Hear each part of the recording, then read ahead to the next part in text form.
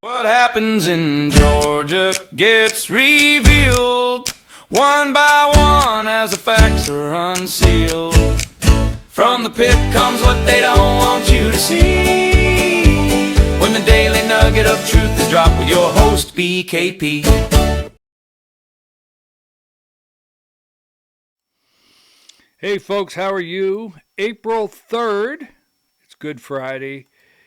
I'm your host, BKP. You're watching BKP Politics on voiceofruralamerica.com. April 3rd, 2026. Seems like just today the Georgia legislative session ended. In fact, it did. 1 a.m. this morning, Sine Die. So, welcome to another episode of Georgia election integrity. Right, let's see. Another episode of Georgia election integrity. Patriots, activists, get screwed once again. Episode 953, 11, 28, 97. Right? Welcome. So, hey, I wasn't going to do a segment today. I really wasn't. It is... It's Good Friday. You know, I'm thinking to myself, let Easter come and go. The elections will be here Monday. Not elections, but it'll be election cycle Monday, and let everybody relax. But I started looking on social media, and I noticed all the grifters and drifters and all the different explanations and people saying what happens now, what did happen, what do you think the outcome will be? Will I go to the polls and vote in November and there'll be a QR code on the back of the ballot? So this morning, from 6 a.m. to about noon, I received 7 to 10 calls, if only that many, and what's going on. So I said, hey, I have to do a segment. I got to break it down. First and foremost, what we have on the screen. Now, I'm going to bring us up right to today, and I'm going to leave you with how things were left last night. So we have nowhere near the property tax elimination or sales or income tax elimination that was promised in the beginning of the year. John Burns, the House bill for property tax was gutted, and the Senate sent back an amendment that the House doesn't like. John Burns is not happy whatsoever.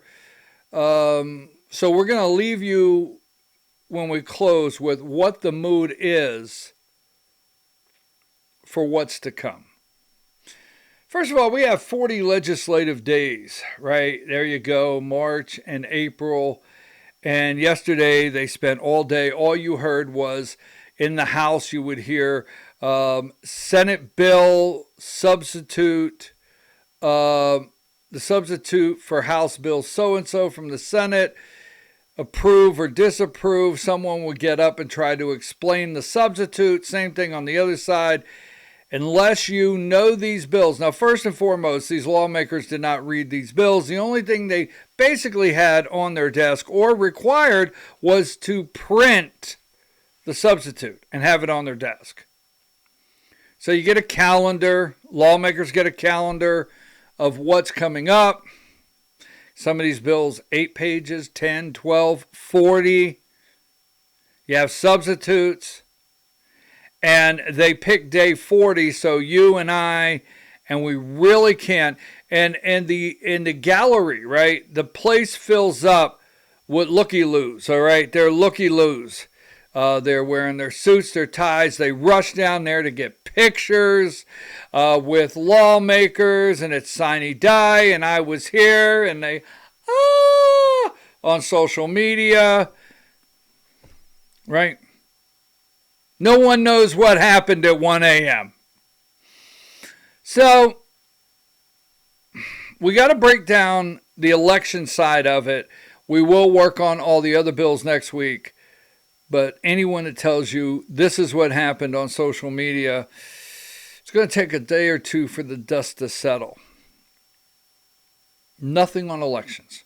So you have 40 days. Why? First of all, we have to fix that. So let's go on a couple things. The QR codes. Let's start here. All right.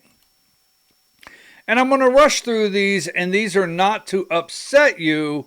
They are just the facts. Just the facts, okay? So this is a March 20th, 2024. So keep in mind, as we go through here, keep this in mind. Let's lay the groundwork. As we go through,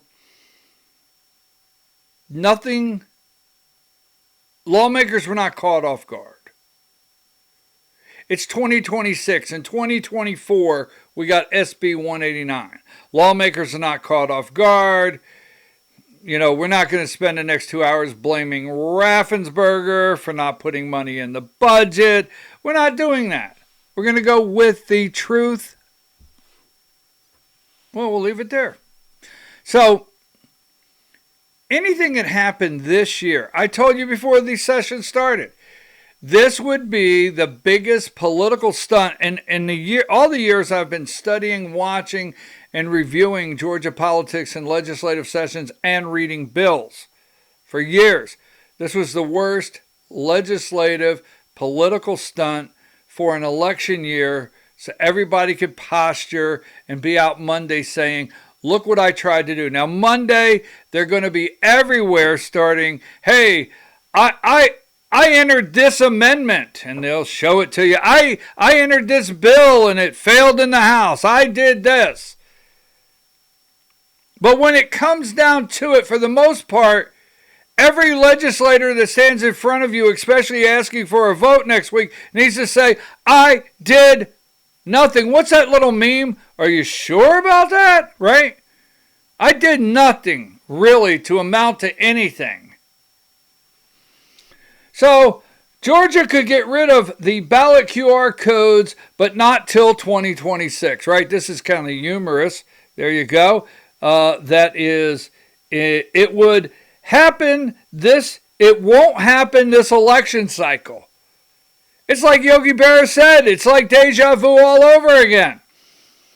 But starting mid-2026, Georgia elections would no longer depend on a QR code. Well, some lawmakers seem to have been shocked by this announcement. So I just want to run through here, right? Look at the time. I just want to remind you. Look at the time you spent. And when I say you spent, look at the time and the miles and the gas and the cost, right? Look at here. Here is how many press conferences, paper ballots, not patches. There's our friend Field. Next one. There we are. That's another press conference with those patriots down at the Capitol. And these press conferences always took place at, now 2026, we started there, QR code. These press conferences would always take place on the Capitol steps, inside the rotunda. Is that how you say it, rotunda? Anyhow, at the time of a state election board meeting, no lawmakers were there because they had plenty of time, right, to get rid of the QR code. They had right up till last night at 1 a.m. and nothing. Okay. Here's another one. I remember this one really upset me because David got all the accolades, and I just wanted honorable mention. I just wanted honorable mention in the AJC, and he got it. Here's David Cross. How many times? Now, I'm not intending to leave anyone out. Hundreds of you went to these meetings. Hundreds of you gave testimony and presented at the state election boards. You went to state ethics committee meetings. You drove all over the place. So it's not my intent to leave anyone out. That's not what we're here to do today. Today we're just here to say to you, look at the sweat equity. Look at the time, the travel, the pain of asking these people nicely. We would always put this out. Go nice, go be nice, right? This was an AJC article. Georgia GOP rebukes party official for attacking Republican lawmakers. I picked this one out for a reason. David had said something there, seemed to be controversial. Pause for people to be stunned. Right? Unlike myself. But, I want to say this before we go any further. Forget the Brad Carvers and listen to this. You hear me? Put it up. Put it close. Forget the Georgia Election Integrity Task Force chaired by Brad Carver and Josh McCoon. Forget that. They did jack squat. Look where you're at last night. Look where we are at last night. And you tell me what Josh McCoon has accomplished. Give me results. I talked to someone on the phone this morning. We're talking about a lawmaker, and I said, when you get done telling me about this lawmaker, can you give me what they accomplished? Right? So here's one I wanted to show you. Now here is, remember, don't forget what all you went through. We'll get there.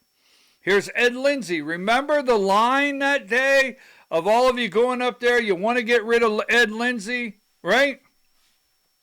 And there is John, Waffle House John, the chair that took over there, that fought you all the way. And there is Dr. Janice Johnston, a real patriot. She is a great person. But look at all the time you spent in that room. And, you've been called everything under the sun. There's been article after article. I think I know that guy. I think I recognize him. And I'm not going to tell you how I know. Anyhow, might be the earpiece. But remember, right? I mean, they've written article after article after article how election deniers took over Georgia's election system. Trump's MAGA allies are spreading disinformation and laying the groundwork to challenge the election results. This was in 2024, okay? October. But you guys have done the work. I just want to show you how many times has Jason Frazier been to the state election board, presented how many people are registered to vote at this address, and how many people are registered to vote at this address, and how many people he is trying to challenge in Fulton County, and he can't get on the election board. See, we lost that one this session, legislative session. Judge said Fulton County doesn't have to put them on their Fulton County Board of Elections and registration. But how many times has this guy and his wife driven down to state election board? And how about this? How about that blue ribbon panel they gave you, right?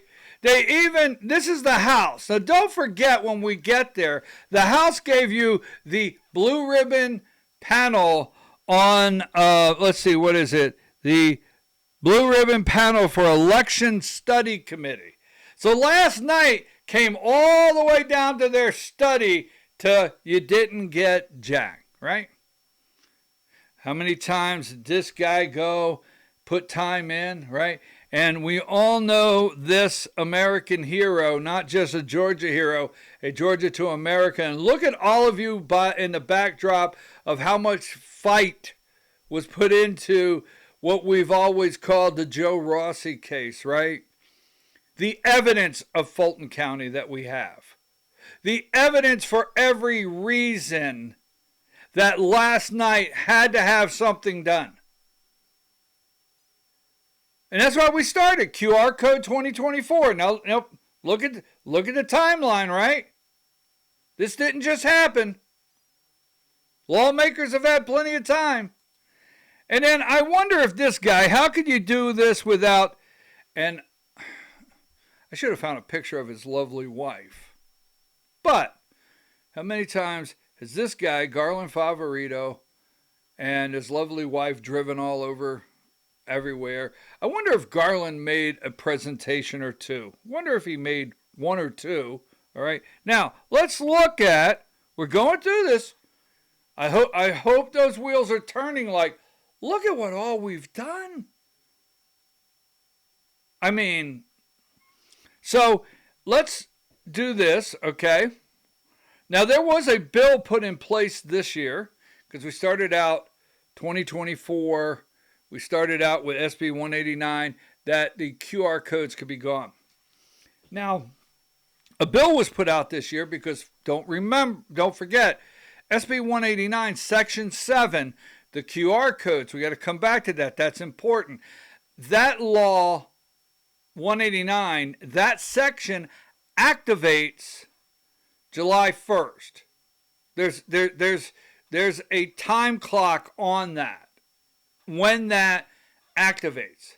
So right now, that part, because what you're reading here, an act related to elections and primaries according to May 6, 2024.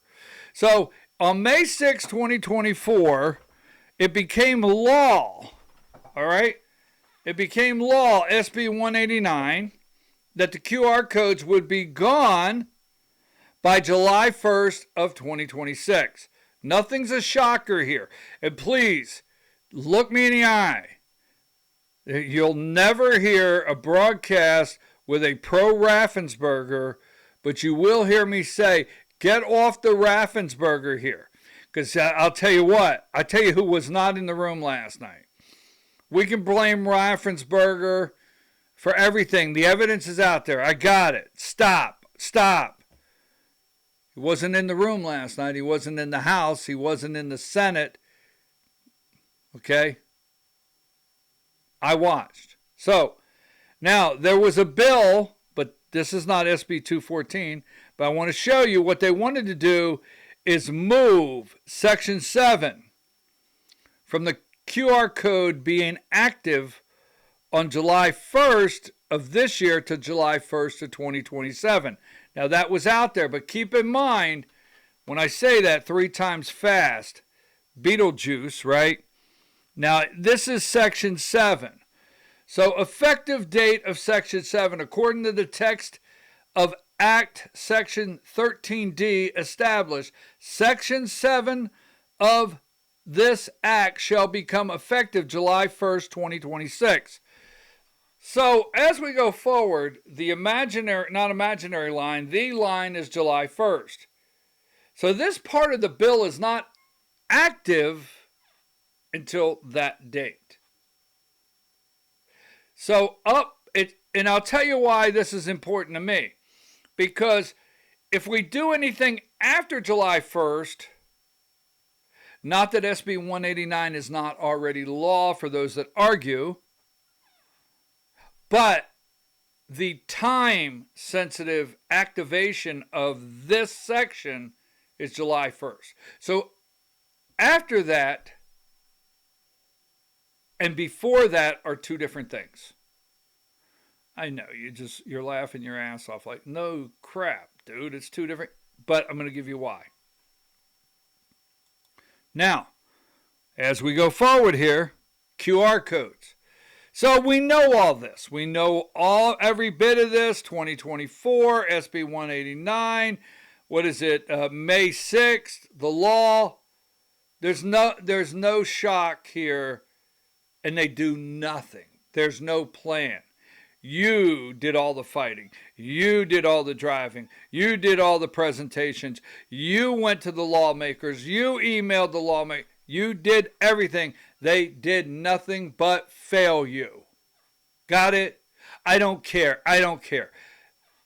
They did nothing but fail you. Got it? So, they gave you a study committee out of the House. Now, this is not the Senate, the study committee.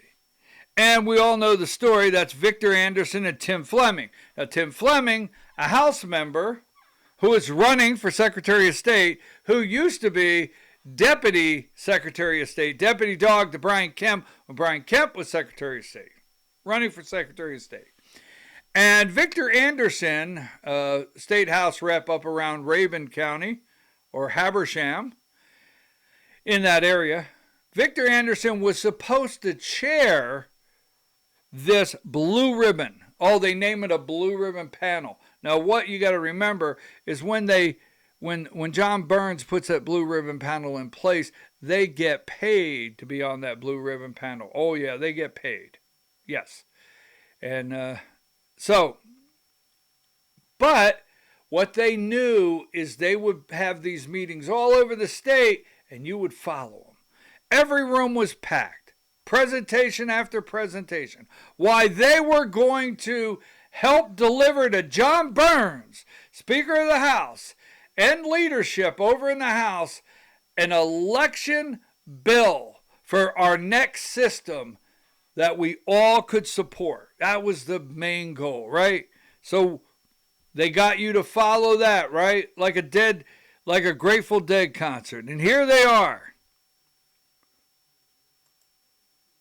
They're making their presentation because they have made their presentation, and now you've got none other than the Weasel, none other than Greg Wonderboy, right? Remember this, Greg Wonderboy.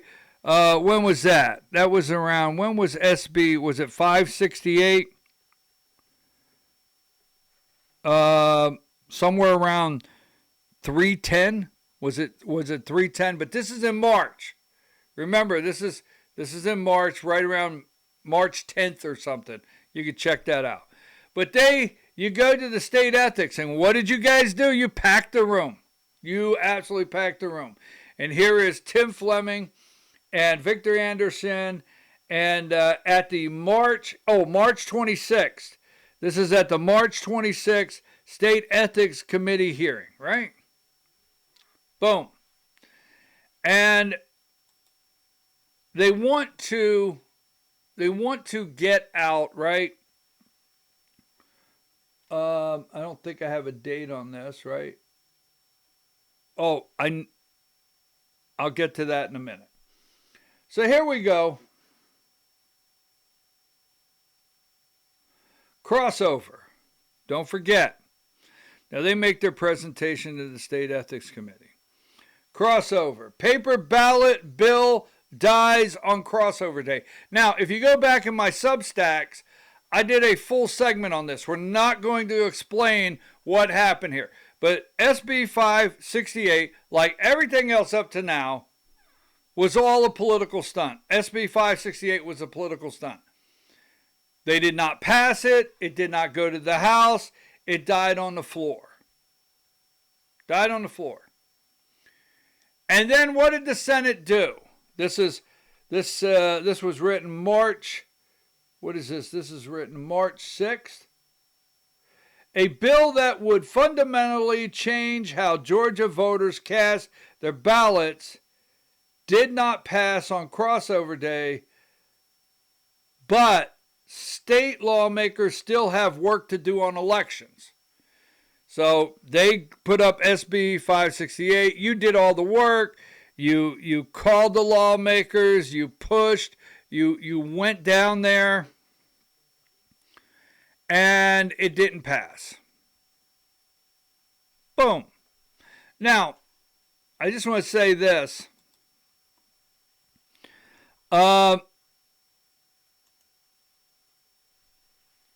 Federal cybersecurity officials. Now, I want to bring this up for one reason. Greg Dolezal is running for lieutenant governor of Georgia. I absolutely don't have any use for this guy, because I will not participate in political stunts. I've seen you work too hard. I've seen you drive everywhere. I see you go to the meetings. I see you go to the podiums. I see you go talk to the lawmakers. 2024, big. All right? Now, when I say to people, where was Greg Dolezal at all of those meetings, they'll come back and say, well, where was this lawmaker? And where was it? You know what? Point. But this is the guy that did, in this legislative session, gave the impression that, hey, I'm going to get something done. And he is telling you here on March 9th in the well, right? He used our state Senate well to give all of his political speeches. Federal cybersecurity officials identify 9 security vulnerabilities in Dominion voting machines used in Georgia. Now, there's a reason I'm putting this in the queue, because I'm going to come back to it. State officials have known about them for years and no updates. Now we're heading into another election season like nothing happened. That's not secure, it's reckless. Now, he would go there and he would give speech after speech after speech. State ethics committee or governmental affairs, right? State governmental, whatever the committees. He went on every show. And it's 2026 and we can't go into this election. It's too vulnerable. Things cooled off for him last night, and I'm going to explain. So we have SB 568.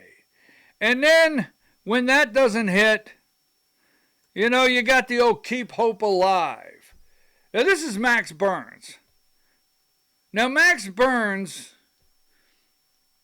I tell you what, he should get an award for pretending to be on our side. He should get an award for pretending to put legislation forward. He should get an award for pretending we have to do something, and it needs to be done. Senator, is it not true? Is it not true, Senator, that something has to be done now? The senator knows of what he speaks of. I get tired of that bullshit. Senator, is it not true that an emergency is right around the corner if we don't do something? The senator knows of what he speaks of. I get so tired of that bullshit. You know what? I have come to believe the House member or the senator don't know shit. Sorry.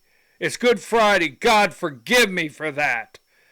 But if every time the senator knows, the senator is passionate. Oh! Forgive me, serenity now. All right, so lawmakers unveil proposal to replace Georgia's voting machines before 2028 presidential election. Man, come on, Max, I know you can do it, right? SB 214. And then there you go, touchscreen voting likely to remain in place for Georgia midterms. That's now. Might not get rid of them now. But we're going to lead you to believe we're going to get rid of them one day in the future. Just like the QR code. You remember that? Just like the QR code. We're going to lead you to believe they're going to go in the future. Back to the future. Georgia is sticking with touchscreen voting machines for now. Some state lawmakers on Tuesday delayed calls to move the state to hand-marked paper ballots in time for midterms, proposing instead to make the switch for the 2028 election. So you're going to get paper. It's going to be in 2028. I promise you. I promise. So that came up, right? Wow, man. And then, let's see, what do we have? Oh, well, don't forget, there's also that little extra push for Sally, the stunt woman, Grubhub from Cobb County. The first vice chair of the Board of Elections that is on... No, wait a minute. Let's do that again. The first vice chair of the Georgia Republican Party, who Burt Jones put on the Board of Elections, nothing but a political stunt, so she can get some TV time and make it look good and give old Bert that election integrity push. I'm on your side. It's always, I'm on your side. I swear, I'm with you, man. I'm with you. I tell you what, you go on and I'll catch up. So, let's not forget, Bannon got in on it. One of the great grifters, Bannon, he got in on it, right? He's there. And don't forget, the Kessler, right? Holly Kessler, is that the name? She went on Bannon. I'm for sure on Bannon. And fired up with her friendship with Bert, with John Burns and Bert Jones, and I'm for sure between her and Sally and others. We got to get this done. How could we not? Look at what all we have going for us, right? So we go here. And then this one hurt me. This one hurt me, and I'll tell you why this one hurt me, okay? Remember, don't forget, now we got, this is on March 18th. Remember, today's only April 3rd. This is just March 8th, right back here, right? And the state election board pushes for faster action on shift away from QR codes on Georgia ballots. Well, have you not heard, I can't stand political stunts. So, Georgia Election Board unanimously passed a resolution Wednesday urging state lawmakers, not that you haven't for years, to hasten to switch to hand-marked paper ballots just day before the legislators unveil a proposal to delay overhauling Georgia election system. The resolution introduced by board member none other than Sally Grubbs. Go, go, go, Sally. Go, go, go, Sally.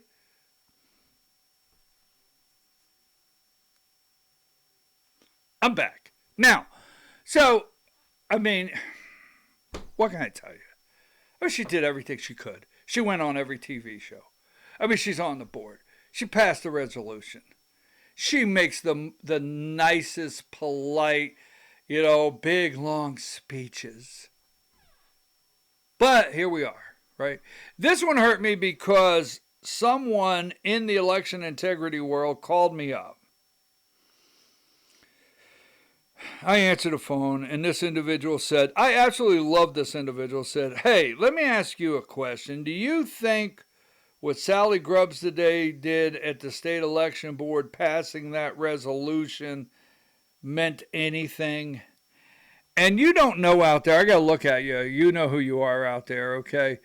Nothing pains me any more than having to tell you that nothing's happening. It does. I find no joy in it whatsoever. I've been working on election integrity. People can attack me all day long.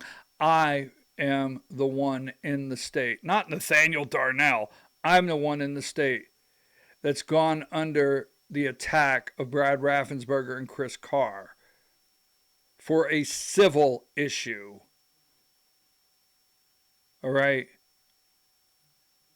That's me. I am all for election integrity, legal voting, and only legal voting. And that's the bottom line. No matter what Josh McCoon tells you or Sally Grubbs. But anyhow, moving right along. It pains me. So I had to tell this individual, no, I can't. No, it meant nothing. It meant nothing. And this person said, I was afraid you were going to tell me that, but I had to ask. No, it didn't mean anything. I said they'll send it over and it'll be in a mailbox for all the legislators to say, but that's pretty much it. Now, let's keep going with the timeline. So, here we are.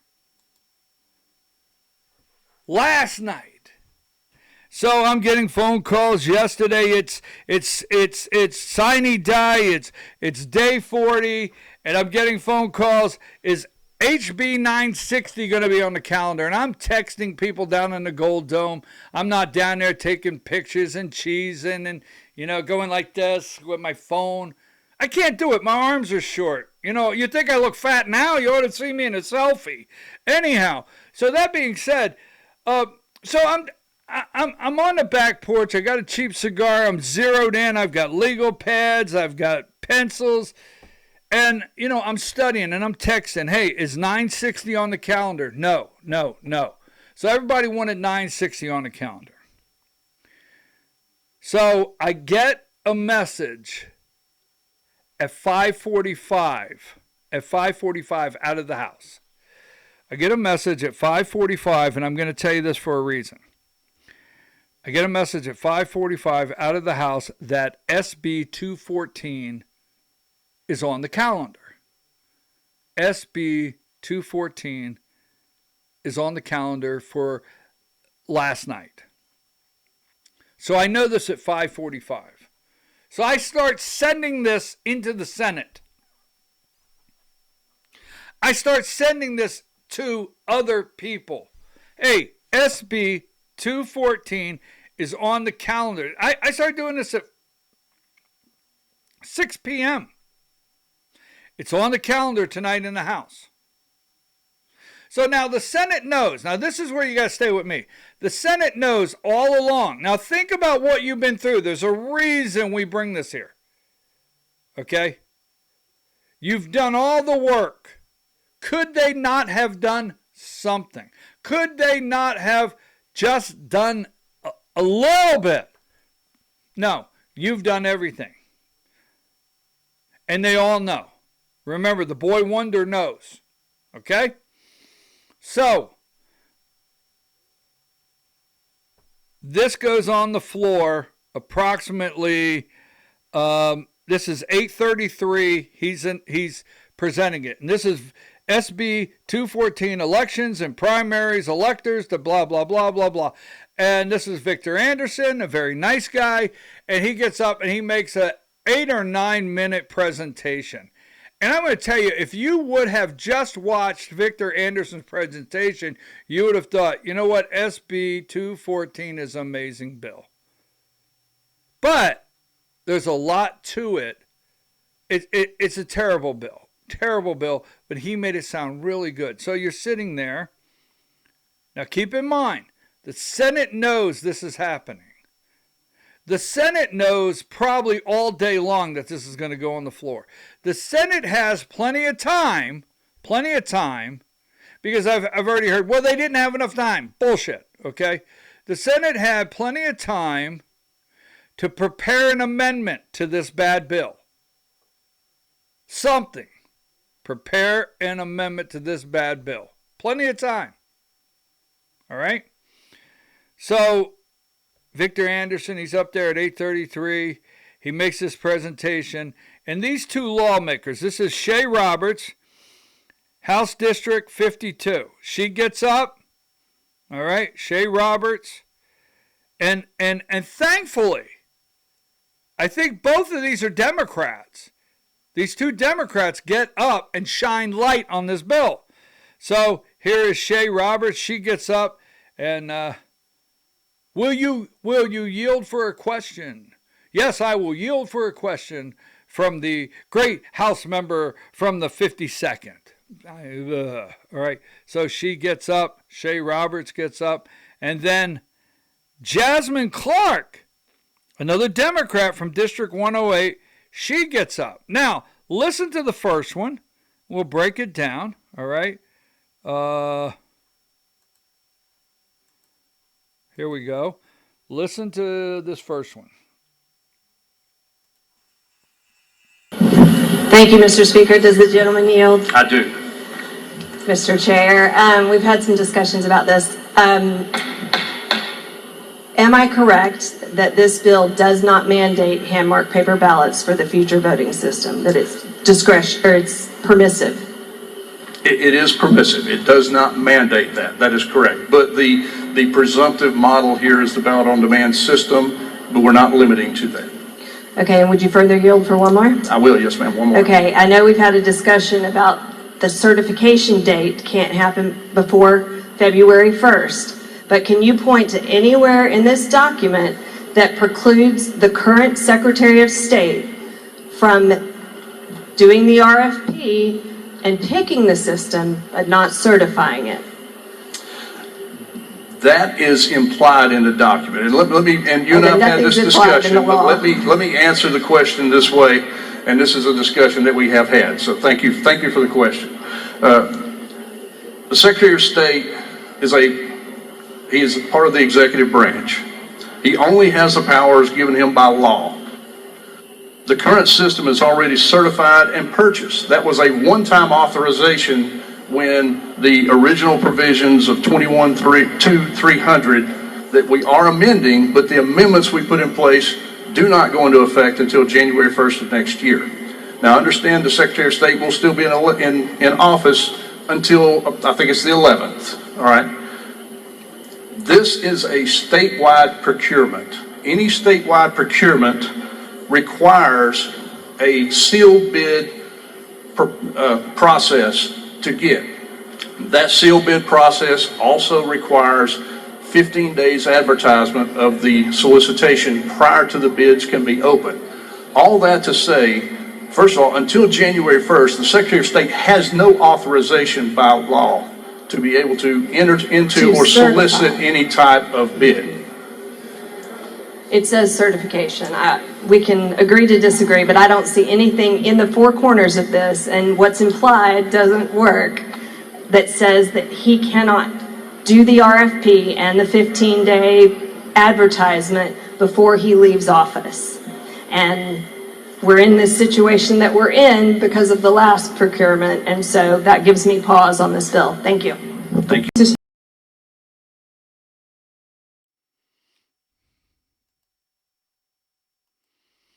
We're in the situation we're in.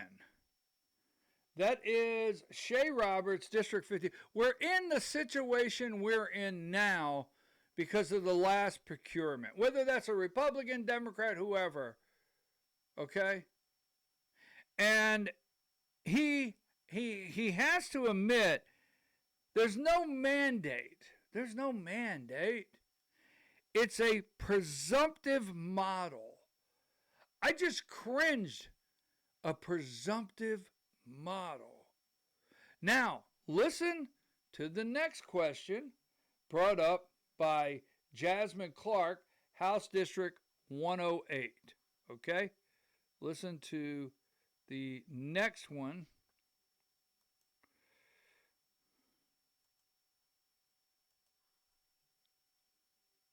Speaker, does the gentleman yield? Yes, I do. So we have had some conversations as well on this, and one of the concerns is that there has been identified a security patch that is needed for the Dominion systems.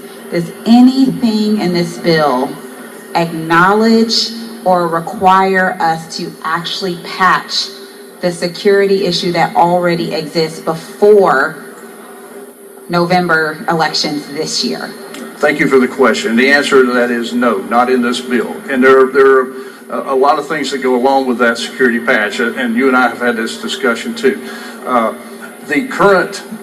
Even if we were to apply the security patch, it will not work with the current operating system that our system has. Our system would have to be updated, which would include a new server system for our tabulators, and all of that costs money, which we have not appropriated. Thank you. Thank you.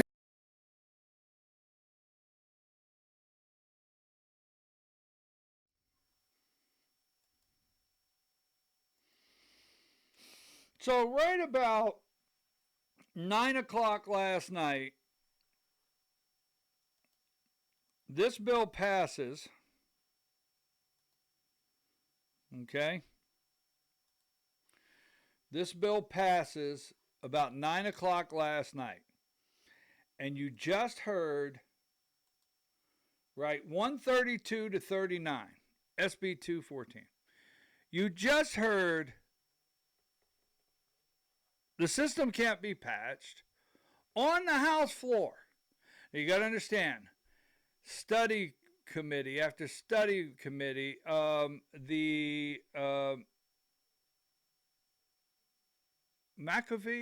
No, not McAfee. What was that?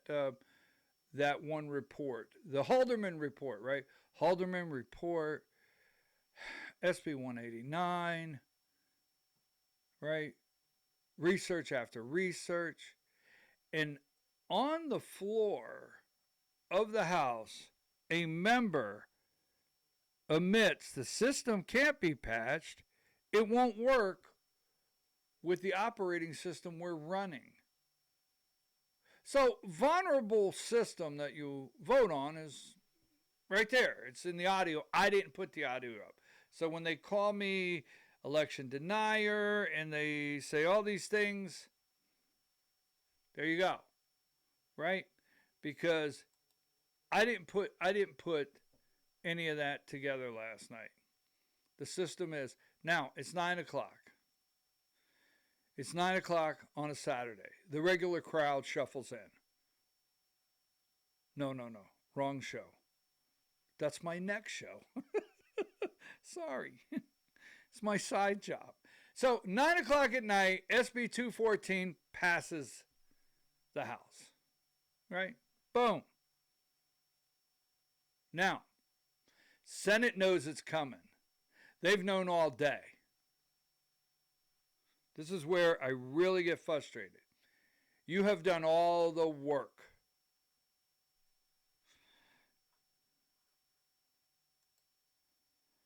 Donald Trump puts out, the President of the United States, America's elections are rigged, stolen, and laughing stock all over the world. We are either going to fix them, or we won't have a country any longer. I am asking all Republicans to fight for the following. Boom, boom, boom, right?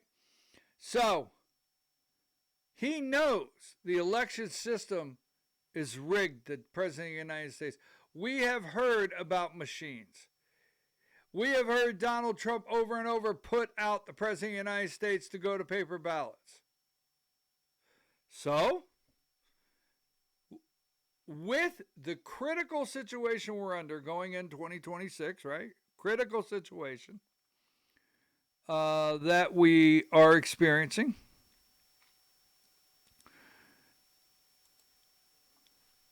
What happened to the boy wonder? What happened to Dolezal? Why'd he go silent? I mean, the House passes this at 9 o'clock. They have all day. They have all friggin' day. They've got weeks. They know things are coming down the pike. Burns knows. You know the Burns, the guy that wins the award for pretending like being on your side and backing you all the way? All of these people know. But now, this is the guy that introduced SB 568. Is that what it is? This is the guy. This is the guy that gave all those passionate speeches. This is the guy that says, we have identified 9 vulnerabilities. This is the guy that could have got up. You see, this thing could have passed easily in the House at 9 o'clock. It could have been on the floor at 10:30. Let's say it went on the floor at 10:45. 10:45, I don't know, 10 o'clock, whatever. They had time. They could have had the amendment printed out, ready to go. SB 214 just passed. Print the amendment. Get it on all the desks. Comes over. Wonder Boy could have went to the mics like he's been doing. And he could have said, tonight is not the night that we're going to go home and let our president down. Tonight is not the night that we're going to go home and say, hey, Mr. President, we failed you. I refuse to do that. Knowing what I know now, knowing how many people are registered at a mailbox, etc., or whatever it is, knowing everything I know today, I can't in good conscience go home, Mr. President of the Senate. And for that reason, I stand and I ask to pass amendment so-and-so to secure our elections. And the crowd goes wild. Oh, bravo, bravo, he's amazing. And then they pass it, right? It's like when Ralphie shot his eye out, fighting Black Bart. They pass it. And the cheers. And they pick up Boy Wonder and they carry him around the Senate for saving our elections. And that could have been done by 11 p.m. Yes. And John Burns could have been sitting there saying, holy, mackerel, Batman. Holy free holies. What has Boy Wonder done? What shall we do? The ball's in our court. If we go home, we could look bad. It could really hurt us in the election cycle. We must react. But no, it didn't happen. Because I don't know what really took place when it went over there. I don't know. Maybe he left his bunny ears at home. maybe he needed that Energizer Bunny kind of move. Maybe that's what he needed, right? Maybe his Energizer Bunny was low and he couldn't muster it up, and it's like the guy, the drum ran out. Maybe that's what it was. I don't know. But I will tell you this. That's where it ends up. Do you know where that's at? You see, Greg Dolezal, okay, the only reason I'm pointing you out, sir, is I'm not picking on you. I'm not really just calling you out and just wanting to give you a hard time. You're the one that played the role, starring Greg Dolezal in election integrity for the 2026 legislative session, right? You could have come out and took a bow. Where was that at? Because what they could have done, and don't let anyone, I am tired of this, no one, anyone who watches this, well, he doesn't know what he's talking about. It's a technical issue. Well, there's a rule, and there's rule this, and rule that, and rule. And he doesn't know all the rules. We couldn't have done that. Look, it had to go to conference. It did. And then it has to sit out in a special room for 18 minutes before it can move to the next room. I'm serious. It's all the BS, right? No. They could have put an amendment to it. They could have. Now, this is where people don't like it. Who makes that decision? Burt Jones. Someone said to me, why are you calling Greg Dolezal out? Why don't you call this one out? Why don't you call that one out? Well, wait a minute. The only one I remember standing in the well, point of privilege, Mr. President, point of privilege, all 40 days, point of privilege. I was out yesterday at Fulton County, and I found out these people were registered to a mailbox in the mailbox whatever company. Point of privilege. He did it all session until it became time. Now, when someone says to you, well, why didn't you get your senator to do it? Or why didn't you get this? Because a senator cannot just walk up and say, hey, let's put the amendment on this bill. No, you can't do that. The only time when you hear those bills read out by Burns or Burt Jones, they are the ones that pull them up next. They're the ones that pull them up next. They're not going for an amendment or a vote without them, period. Now, well then why Dolezal? Because I'm going to tell you, Dolezal is the one that's walking around with his lips attached to Burt Jones' ass. That's just all there is to it, okay? That is Burt Jones' man right there. If Greg would have walked up and said, Burt, we've got the amendment ready. We got it ready.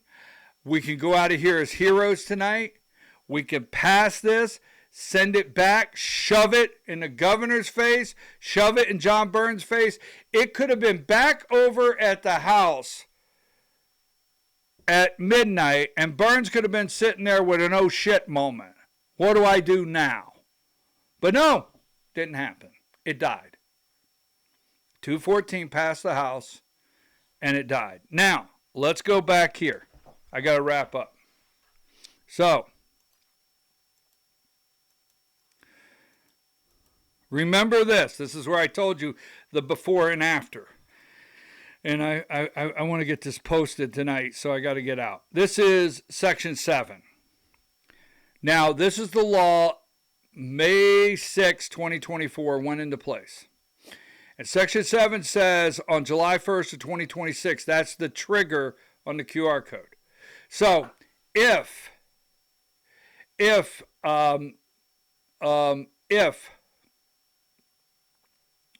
when you go to vote in May and there's a QR code, well, it's not against the law. It's not against the law. Okay? But if you go vote in November and there's a QR code, without action, because I'm going to tell you, if there's a QR code with no action, it's against the law and it'll spoil the election, meaning the election will be null and void. I know, I can hear you now. That's another show in itself of how many laws and how many laws they broke in 2020, and that election's null. I get it. I've been here with you all the way through. It's the lawmakers that let you down, not me. But if you go and the QR code's there and no action is taken, then the election's going to go to court. We're going to have a major mess. So something has to happen. Now, it has to happen, in my opinion. This is where we get, in my opinion. But where is it going to happen? Because all the work you've done, right? All the work you've done, and this is where I hate to break it to you, all the travel, all the testimony, right? All the travel, the testimony, everything you've done leads back to here. You know who is in charge of this now? Brian Kemp. And when that gets to the governor's office, it will meet our two governors. The governors, plural. Marty and Brian, because God knows Marty's going to be involved with Brian. Yes. So, odds are a special session will get called. This is where there's speculation, and you write it down. And this is where the grifters, grifter of the year, John Burns' friend, this is where they'll all come and tell you I don't know what I'm talking about. By no action last night, this lands in Brian Kemp's lap. This lands in the governor's lap. That's where all of your hard work has ended up. Now, Governor Brian Kemp, don't lose your stuff, will have to call a special session. He's got to have, you got to do it. The only way to pass a law, to amend a law, is through a session. He can't just go and write an executive order. Executive order cannot supersede the law. SB 189 is a law signed by the governor. So he can't go do an executive order. He can't go do something under emergency powers. No. He has to call the House and the Senate back into session. And this is my opinion right now. Ready? This is my opinion. Now, the election is May 19th. So I doubt he'll call them back in May 19th. He will let everybody campaign. And then the runoff would be, right? The runoff would be, I think, June 16th would be the runoff. So after June 16th, between June 17th and July 1st, in that window, is probably where he will have to call a special session. And they go into session, they gavel it in, it's a special session. Oh yeah, by the way, they all get paid. They all get paid special session rates, okay? Now, my opinion is what will happen is John Burns and Brian Kemp will go into his office here and they will write the legislation that's going to get voted on to keep the QR code on and put things in place for the next election system. Yes. Now, why John Burns? I'm going to tell you why John Burns. My opinion is it'll all be done behind closed doors. Opinion. John Burns will take the lead on it with the governor and Marty because they just had a love fest last night, all right? And then they'll call the session. The bill will come out of the House. They'll vote on it. Yes, send it over to the Senate. And I would say the Senate will pass it. Burt Jones will be busy running for governor. He won't have time to fight. I don't know what they'll want to do on it, but they can't let it go past July 1st. Now, if it goes past July 1st and they call a special session, that trigger's activated. That could be different. That could be different. The difference in altering something before the trigger takes place and altering after could be. Now, I'm not an attorney on law when it comes to things like this, but it's very important July 1st. So that's my opinion. Now, why is John Burns and Brian Kemp going to put it together? I'll show you. Because last night, this is important that you know the mood, all right? These two people right here run the state, okay? Now, here's John Burns. I don't have any love for John Burns. He doesn't love me back. He just doesn't. I mean, I think we should go to counseling. Anyhow, so Burns doesn't care for me. I'm not real fond of him. But here's John Burns about 7:53 last night. And mood is important. And what I've heard is important. Now, well, I'm just going to get to it. So the House. Now, it's customary that the governor visit both chambers on Sine Die. And yesterday was very important because this is the 8th Sine Die for Governor Kemp. This is it. Governor Kemp's last one. This is the last Sine Die he'll preside over, the last legislation he'll review and sign, veto, whatever. This is it. So it's very, it's a big deal. Not uncommon. On that last day, governor goes in, gives a go team go. So he goes into the chamber. Now first, Marty Kemp goes in to the House, and John Burns and Jan Jones, they all just have a love fest with Marty. Marty goes up, Marty speaks, right? And she speaks as though she's the governor. That's my opinion, right?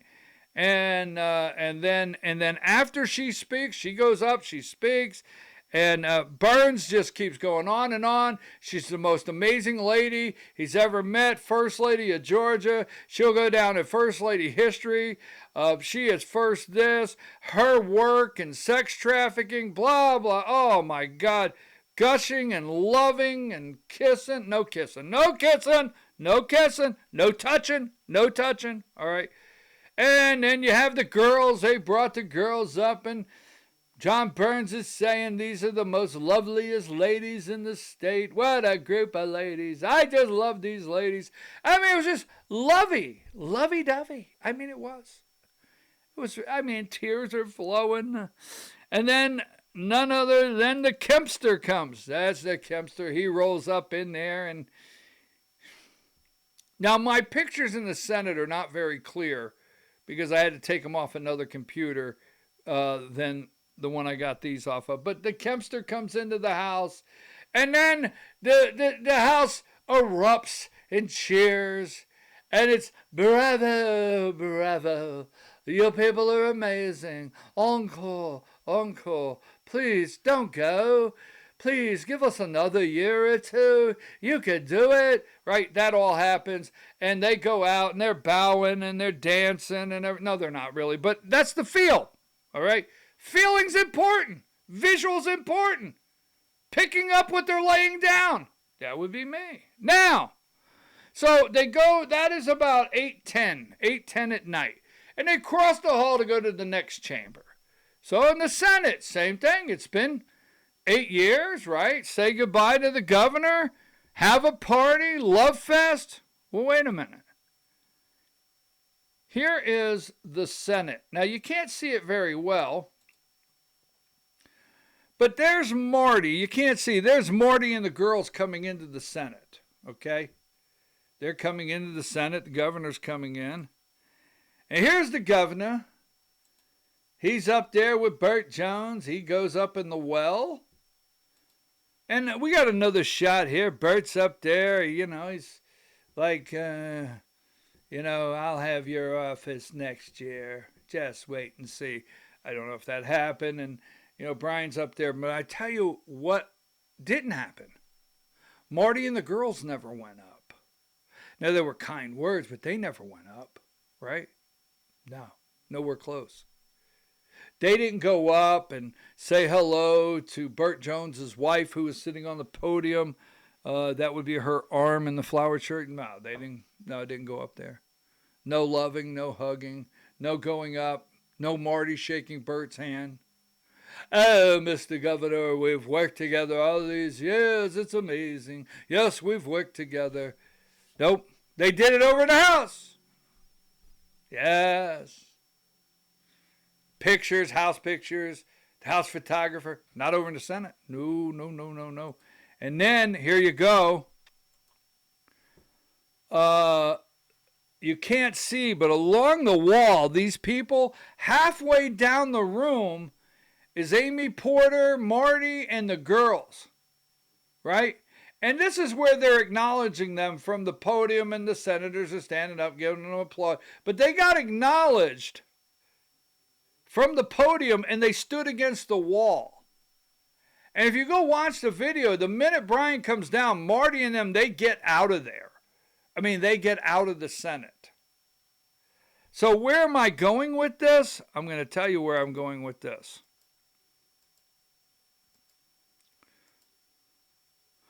I have often heard that Marty Kemp doesn't care for Burt Jones. I'm going to say that in the nicest way.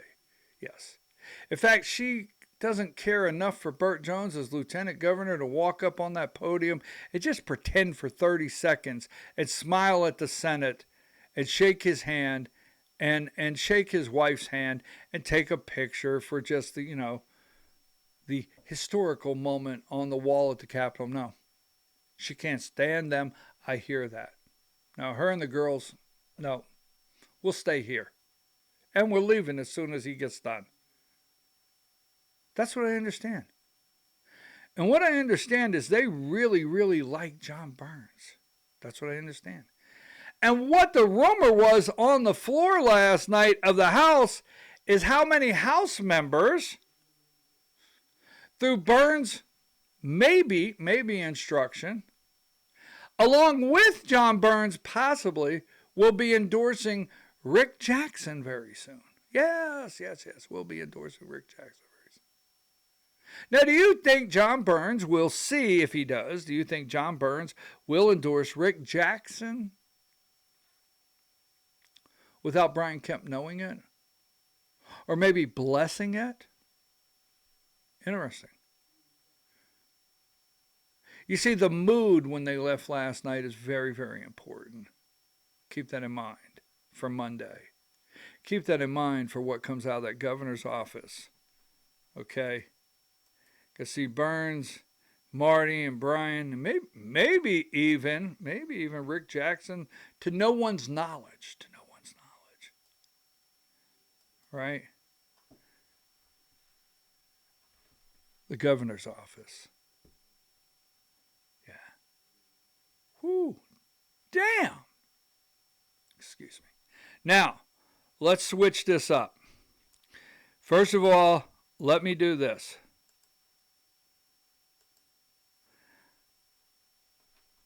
Let me say thank you to all of you out there. Your kindness, really, your kindness. I'm going to ask to have conversations. And I'm going to get into Monday the bots. Don't go on social media and start fighting, because you're fighting with bots. And you're fighting with a new political warfare on the internet through these social media platforms.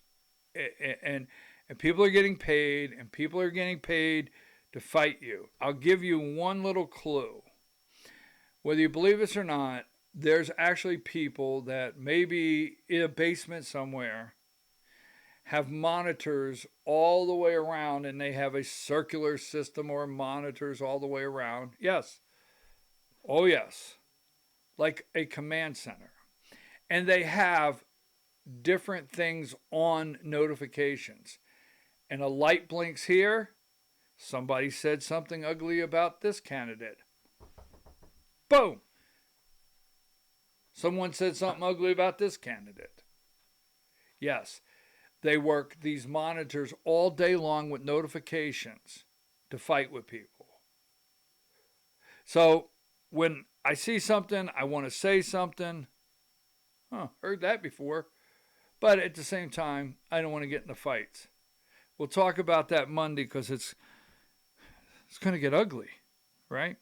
Now, enjoy Easter weekend. Enjoy your family. God bless you. Jesus is risen. All right. I'm going to post this on Friday. Remember, it's Friday and Sunday's coming. God bless you. God bless America. God bless the great state of Georgia, right? Your family, your grandkids, whatever. And I guess that's where we're going to leave it. Until Monday. Write me. Don't forget, write me. Tell me what you think. Text my number, 706-889-9700, BKP at BKP Politics. Share my Substack. Support us financially if you can. And don't have too many peeps. Don't steal all the kids' Easter basket. Don't go through the Easter basket and steal all the chocolates and the peeps. You know how you do. You know how you do. What happens in Georgia gets revealed one by one as the facts are unsealed. From the pit comes what they don't want you to see. When the daily nugget of truth is dropped with your host, BKP.